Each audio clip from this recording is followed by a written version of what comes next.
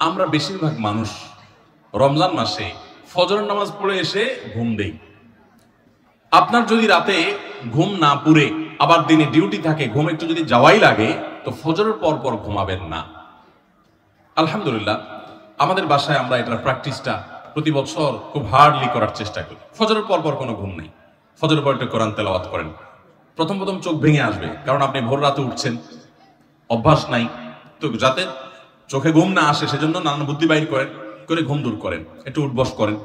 ওই টাইমে বসে ফজরের পরে আপনি তেলাওয়াত করেন, জিকির আজকার করেন, সকাল সন্ধ্যার দোয়াগুলো পড়েন, একটু দোয়া করেন, রমজানের কিছু আমল করেন।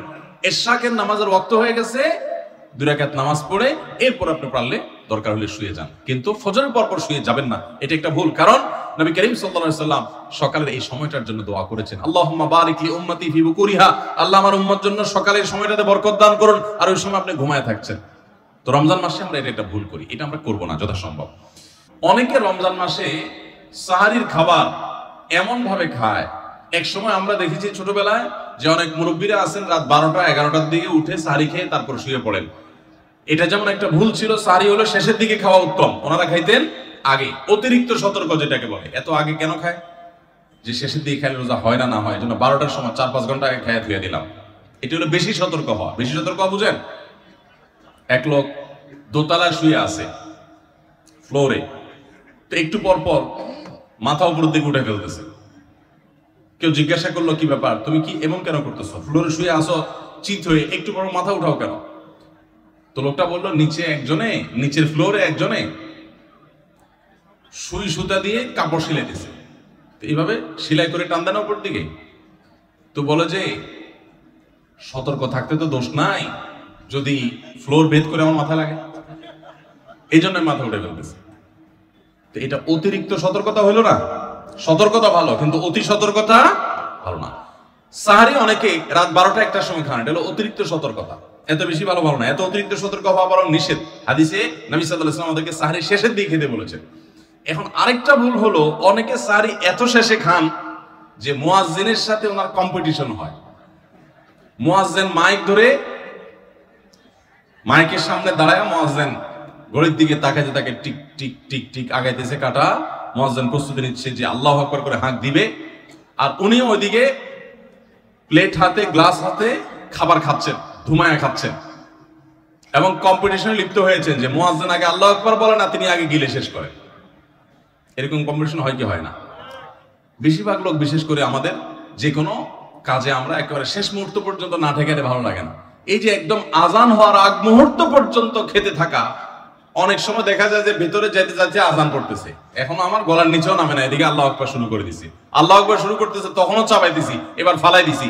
দেরিতে সাহারি খাওয়া সুন্নাত, এর মানে এই না যে এত দেরি করবেন যে মুয়াজ্জিনের সাথে আপনি চোর পুলিশ খেলাবেন। এত দেরি করা এটা অবশ্যই সুন্নাহ নয়। নবী করিম সাল্লাল্লাহু আলাইহি ওয়াসাল্লাম সাহারি খেয়ে শেষ করার পর ফজরের নামাজ পড়তেন, মাঝখানে 50 আয়াত পড়ার মতো গ্যাপ থাকতো। 50 আয়াতের গ্যাপ মানে হলো 5 থেকে 7 মিনিট এভারেজ, এরকম গ্যাপ তিনি দিতেন, তারপর তিনি নামাজ পড়তেন। তো এই জন্য ভাইরা আমার, আমরা বলতে পারি যে 7 নম্বরের ভুল হলো আমরা অনেকেই রমজান মাসে সাহারি খানা খেতে খেতে একেবারে আজান পর্যন্ত ঠেকাই দিই। এত দেরি করা আবার ঠিক না। 8 নম্বরের ভুল হলো অনেকে গোসল ফরজ হলে মনে করেন যে এই অবস্থা সাহারি খাওয়া যায় না। এটা ভুল ধারণা। আপনার রমজানে রাতের বেলা গোসল ফরজ হয়েছে, আপনি এখনো গোসল করতে পারেন না, এদিকে সাহারি খানার সময় চলে যাচ্ছে, তাহলে আপনি আগে সাহারি খানা খেয়ে নেন, সাহারি খেয়ে তাড়াতাড়ি গোসল করে তারপর ফজর নামাজ পড়তে যান, কোনো অসুবিধা নেই। এমনকি যদি আজান হয়ে যায়, আপনি গোসল এখনো করতে পারেন না, তাতেও সমস্যা নেই। আমরা অনেকে এটাকে সমস্যা মনে করি। সেই সাথে আরেকটা ভুল ধারণা হলো, অনেকে মনে করেন রমজান মাসে দিনের বেলা স্বপ্নদোষ হলে বোধহয় রোজা ভেঙে যায়। স্বপ্নদোষ হওয়ার কারণে রোজা ভাঙে না। স্বপ্নদোষ হয়েছে, আপনি রোজা কন্টিনিউ করবেন, এই রোজা রাখতেও হবে না, কোনো অসুবিধা নেই, এটা আপনার ইচ্ছায় না। 9 নম্বর ভুল হলো, আমরা অনেকে যদি সাহারি খাইতে না পারি তাহলে আর ওই দিন রোজা রাখি না। অনেক লোক আছে বলে যে আজকে সাহারি খাইতে পারি না, এই জন্য রোজা রাখি না। তো সাহারি না খাইতে পারলে রোজা রাখবেন না কেন? সাহারি খাওয়াটা সুন্নত আর রোজা রাখাটা ফরজ। আপনার সুন্নত ছুটে গেছে, কোনো অসুবিধা নেই। সাহারি না খেলে রোজার কোনো অসুবিধা নাই, সাহরি খাওয়াটা উত্তম। নবী সাল্লাল্লাহু আলাইহি ওয়াসাল্লাম বলেছেন তাসাহহারু ফাইন্না ফিস সাহুরি বারাকা, তোমরা রাতের শেষ বেলার খানাটা, সাহরি খানাটা খাবা, এটাতে বরকত আছে, কল্যাণ আছে। দুপুরের খানায় বরকতের কোনো ঘোষণা নাই, অন্য কোনো খানায় বরকতের কোনো ঘোষণা নাই, কিন্তু সাহরির খানাতে বরকতের ঘোষণা আছে। এইজন্য আমরা সাহরির খানাটা মনে না চাইলেও অল্প স্বল্প কিছু হলেও মুখে দেওয়ার চেষ্টা করব, কারণ সেখানে বরকত আছে, কল্যাণ আছে। কিন্তু কোনো কারণে সাহরি মিস হয়ে গেছে, ঘুম থেকে উঠতে পারেন নাই, আজান হয়ে গেছে, তাহলে এই অজুহাতে রমজানের ফরজ রোজা না রাখার কোনো সুযোগ নাই। কষ্ট একটু বেশি হতে পারে ওই দিন, তাতে কিছুই হবে না, আমরা একেবারে মরে যাব না। ধৈর্য ধরা শিখতে হবে। ইমানদারকে আল্লাহ তাআলা সবর করা শিখাচ্ছেন রমজানের মাধ্যমে। এই জন্য ভাইরা, কোনোদিন সাহরি মিস হইলে ওই দিন রোজা মিস করা যাবে না। 10 নম্বর যে ভুলটা আমাদের হয় সেটা হলো, সাহরিতে আমরা বেশিরভাগ মানুষ একটা সুন্নাত আমল করি না, সেটা হলো খেজুর খাওয়া। সন্ধ্যার সময় ইফতারিতে যখন আমরা সাহরি খাই তখন তো সবাই আমরা জানি, আমরা ইফতারিতে যখন খেজুর খাই তখন তো আমরা সবাই মোটামুটি জানি যেটা সুন্নত, কিন্তু সাহরিতে খেজুর খাওয়া যে সুন্নত, এটা ম্যাক্সিমাম মানুষ আমাদের দেশে এখনো জানেন না। নবী করিম সাল্লাল্লাহু আলাইহি ওয়াসাল্লাম বলেছেন, নি'মা সাহুরুল মুমিনি আত-তামার, ইমানদারের সবচাইতে উত্তম সাহরি হলো খেজুর। আপনি ভাত খান, ডাল খান, গোশত খান, মাছ খান, যাই খান, এক পিস খেজুর আপনি যদি অন্তত সাহরিতে খান, তাহলে এটার কারণে একটি সুন্নাত জিন্দা করার সওয়াব পাবেন। খেজুরে প্রচুর পরিমাণ এনার্জি, খাদ্য শক্তি থাকে, এটা আমাদের জন্য নানা দিক থেকে উপকারী হবে। এই জন্য ইফতারিতে আপনি খেজুর খাওয়ার কথা জানেন, অথচ হাদিসে শুধু ইফতারিতে না, সাহরিতেও খেজুর খাওয়ার নির্দেশনা দেওয়া হয়েছে। এই জন্য এটা একটা ভুল যে আমরা অনেকে সাহরিতে যে খেজুর খেতে এটা জানি না। 11 নম্বর ভুল হলো, সাহরির সময়, ভোর রাতের সময়টা হলো দোয়া কবুলের সবচেয়ে মোক্ষম সময়। 24 ঘন্টার ভিতরে দোয়া কবুলের সবচেয়ে আদর্শ সময়, যে সময়ের দোয়া কবুলের সম্ভাবনা সবচেয়ে বেশি, সেটা হলো ভোর রাতের সময়টা। আল্লাহ সুবহানাহু ওয়া তাআলা ডেকে ডেকে বান্দার ক্ষমা ঘোষণা করেন, বিপদ আপদ দূর করেন, অসুখ বিসুখ দূর করেন। এই সময়টা হলো রাতের শেষ প্রহর, ফজরের আগের সময়টা, তাহাজ্জুদের সময়টা। 11 মাস ধরে আমরা নানা ব্যস্ততার অজুহাতে আমাদের তাহাজ্জুদ পড়ার সুযোগ হয় না, ভোর রাতে ওঠার সুযোগ হয় না। ভাইরা আমার, রমাদানের মাস, আপনি তো সাহরি খেতে প্রায় প্রতিদিনই উঠছে, খাওয়ার উদ্দেশ্যে উঠাই লাগে, তো আপনি কেন এই মাসে সাহরির সময়, ভোর রাতের এই সময়টাতে যখন আল্লাহর সাধারণ ক্ষমা ঘোষণা করেন, ওই সময়টাতে আপনি কেন শুধুমাত্র খেয়ে পরে আপনি মসজিদে চলে যাবেন ফজরের জন্য? অবশ্যই আপনি সাহরি খেতে উঠলে 2-5 মিনিট সময় বের করে বিশেষভাবে আল্লাহর কাছে দোয়ায় মনোনিবেশ করবেন। আমাদের একটা বড় ভুল হলো, সাহরির এই সময়টাকে দোয়ায় আমরা মনোনিবেশ করি না। সম্ভব হলে 2 রাকাত নামাজ পড়েন, 4 রাকাত নামাজ পড়েন।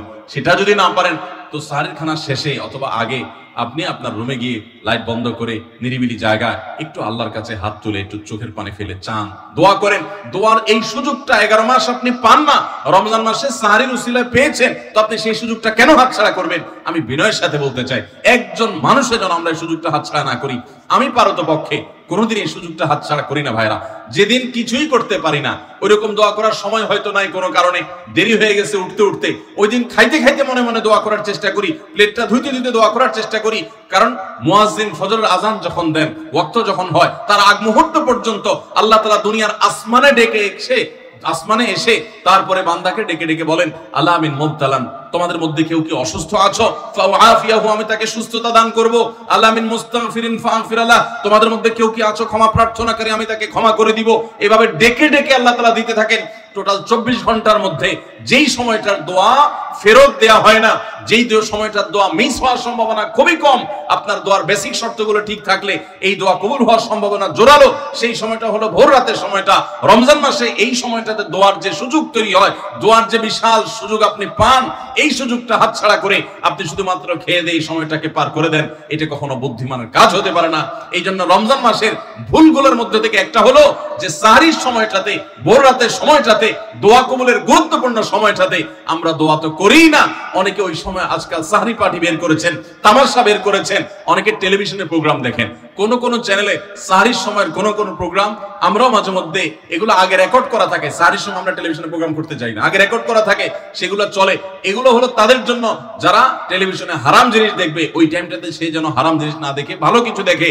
আপনাদেরকে আমরা বলবো, কখনো ওই ভোর রাতের ওই সময় ইসলামিক প্রোগ্রামও দেখতে যাবেন না। আপনি ওই সময়টাতে আল্লাহর সাথে কথা বলবেন, ওই টাইমটা ইবাদতের সময়, ওই টাইমটা দোয়া এবং রোজাদারির সময়। আমরা বেশিরভাগ মানুষ এই ভুলটা করি যে রমজানে আল্লাহর কাছে পাওয়ার এই বিশাল সুযোগ আমরা হাতছাড়া করে ফেলি। আমরা এখন থেকে সাহরিতে উঠলে দোয়া করবো তো ইনশাআল্লাহ? আল্লাহ আমাদের সবাইকে তৌফিক দান করুন। তাহলে এটি ছিল 11 নম্বর ভুল। রমাদানকে আমাদের সার্থক করতে হলে এই ভুলটা দূর করতে হবে, সংশোধন করতে হবে। সাহারিতে দোয়া থেকে বিরত থাকা, এই ভুল করা যাবে না।